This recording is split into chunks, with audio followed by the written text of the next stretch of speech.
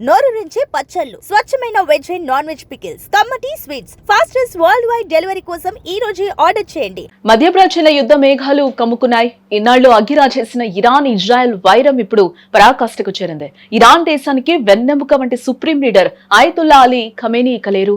శనివారం నాడు ఇజ్రాయెల్ మరియు అమెరికా సంయుక్తంగా నిర్వహించిన ఆపరేషన్ ఎపిక్ ప్యూరీ దాడిలో ఖమేనీ ప్రాణాలు కోల్పోయారు.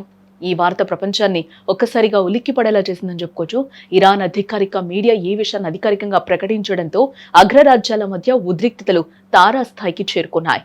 ఖమేనీ మరణ వార్తను చదువుతున్న సమయంలో ఇరాన్ టీవీ యాంకర్ తీవ్ర భావోద్వేగానికి లోనయ్యారు.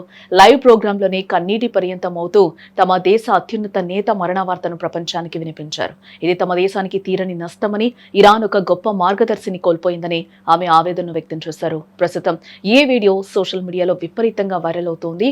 ఖమేనీ మరణంతో ఇరాన్ వ్యాప్తంగా నిశ్శబ్దం ఆవరించింది. ప్రజలు తీవ్ర దిగ్భ్రాంతిలో మునిగిపోయారని కూడా మనం చెప్పుకోవచ్చు. ఇజ్రాయెల్, అమెరికా బలగాలు అత్యంత పక్కా ప్లాన్ ఈ దాడి నిర్వహించాయి. ఖమేనీ నివసించే ప్రాంతం, ఆయన కార్యాలయాన్ని లక్ష్యంగా చేసుకుని క్షిపణుల వర్షం కురిపించాయి.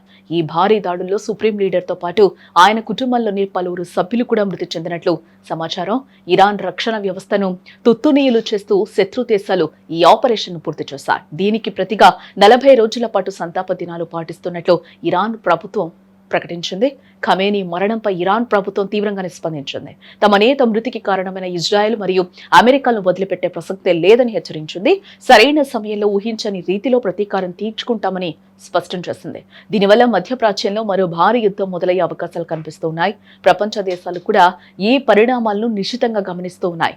యుద్ధం ఎటు దారి తీస్తుందా అన్న భయం ఇప్పుడు అందరిలోనూ నెలకొనుంది.